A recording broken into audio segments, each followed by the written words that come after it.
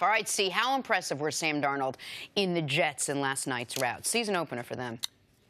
Not just the numbers and not just what's on TV, but it's hard to start an NFL game, let alone a career, the way he did. You can't start worse than that. You're on the road. Detroit fans are into football, and they were into that game. Huge interception, momentum in the game. Like, I'm really impressed with how he got it all back together. I like the press conference, the fact that he admitted that I lost my stuff. That was the first play of the game because his parents asked him before the game, because I believe his parents have a lot to do with the success, how they've raised him, how level-headed he is, him and his sister, both Division I athletes at a high level, and how they treated them and everything. It played a role in how he calmed down in this game and realized, I'm a good enough football player, I'm on a good team, and let me get back into the game. I thought the offensive coordinator did a great job. I talked with the team a little over a week ago, and I thought the Jets would be a lot more improved because of the confidence they had, not in who's in the room, but more importantly in who Sam Darnold is. He's been a leader ever since he's been at Little League playing football. And Nick looked at me a little side-eye when we had him in the studio, because I happened to have my Hall of Fame jacket and I had a Hall of Fame tie. And I gave him the Hall of Fame tie. And people say, oh, now Cris Carter's on the bandwagon. No, this kid is made of the right stuff. I mean, he's been a winner. He wasn't always the top player coming out of high school. I think he was the 5th-ranked quarterback in Southern California coming out of high school. He goes to USC, wins the job, opens up on Monday night in New York City. Phenomenal. You couldn't have a better start for a young kid in a big city like this, turned around a franchise. I'm really, really happy for him. But he showed me something, because I know that he panicked. And he admitted that, but he went on to play a spectacular football game. It's hard to be better than he was in the debut. And because it's hard to start worse. It's not like all pick sixes are awful, worst thing you can do as a quarterback. This one was particularly awful. It wasn't the ball got batted at the line. No. This one was all his doing, and maybe the offensive coordinators to a degree. I mean, he basically throws a cross-field jump pass off one leg. He does everything wrong. Little League type of stuff, really. And you said forget the numbers, but I do want the audience to know what the numbers were from that moment forward.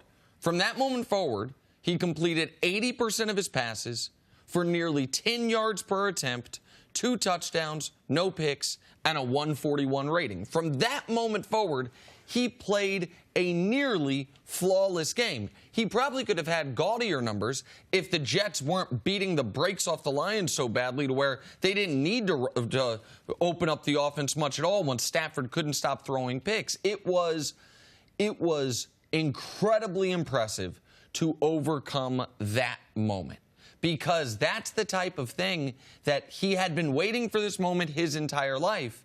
And all of a sudden, teams typically, if you give up a defensive or special teams touchdowns in the NFL, you lose 4 out of 5 games. Like, one play like that can cost your team one of its 16 chances to win.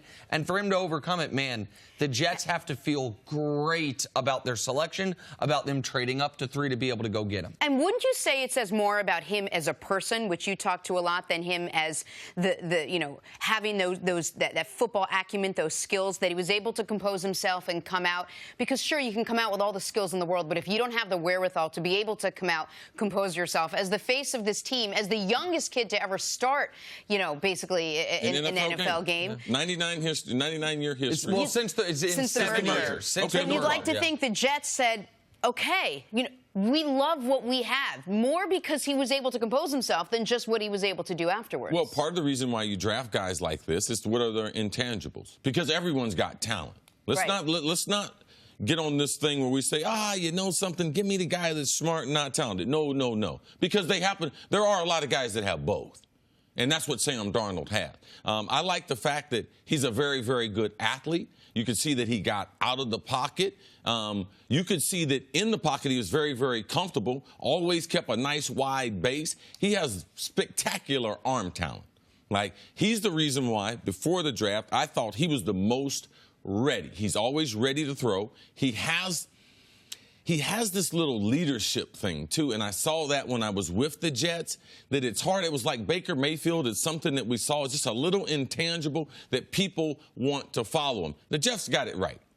Because I mean, we're going to be going through a lot of, evaluating young players and everything, and very seldom can you just stop and say, regardless of what happens to them, we believe that the Jets got it right. Well, and I don't know how you're going to feel about this, but I couldn't watch yesterday's New York Jets game without thinking about the New York Giants, the team that could have prevented the Jets from getting it right, and the team that is the Jets traded up to 3 on speculation. They traded up to 3 with the hope, all right, we like 2 of these guys. What are the odds the Jets really thought there's 3 franchise quarterbacks in this draft? Yeah. They probably felt we like 2 of these guys. Right. Maybe both will be available. At least one of them will be available. And it was on the table that both of them would be gone. That the Giants would take a quarterback and the Browns would take a quarterback. It absolutely was on the table that they could have been sitting there and saying, all right, do we take Project Josh Allen? Do we take Josh Rosen? Or did we trade up to 3 so we can draft Saquon Barkley? And the Giants, no matter what anyone thinks of Eli, you now have good reason to believe the Jets are in good position at the most important position in sports for the next decade, and the Giants are wondering if they're in a good position instead of the next 10 years for the next 10 games. It's not just because they're New York and New York. It's because they were drafting 2 and 3 and because there was so much discussion surrounding whether or not the Giants should take this exact player in that spot. All right, if the Jets were happy with their decision to take Sam Darnold, how do you think the Lions felt on the other side with their decision to bring in Matt Patricia as their head coach? How alarmed were you by what Detroit did and how much they struggled last night? I'm not alarmed, but, I mean, the Lions been the Lions for 50 years. There's a reason why Stafford hadn't won a game in the playoffs. I don't think they've won a playoff game in over 20 years. I mean, so I'm not surprised.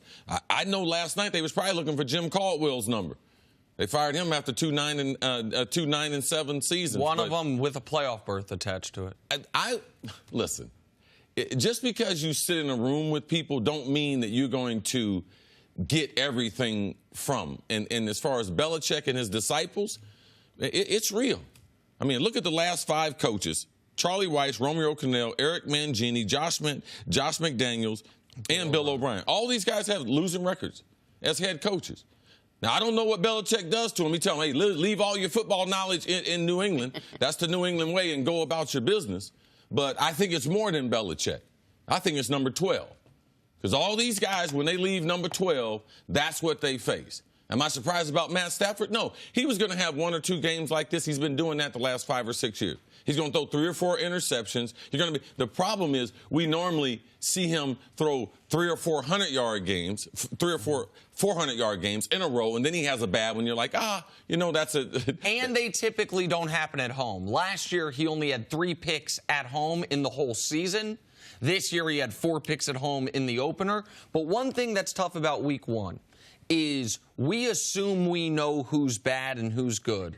And so when a team that we think's going to be bad beats another team, we're like, well, that team must be awful. So like week 1 last year, we thought the Jags were going to be mediocre again.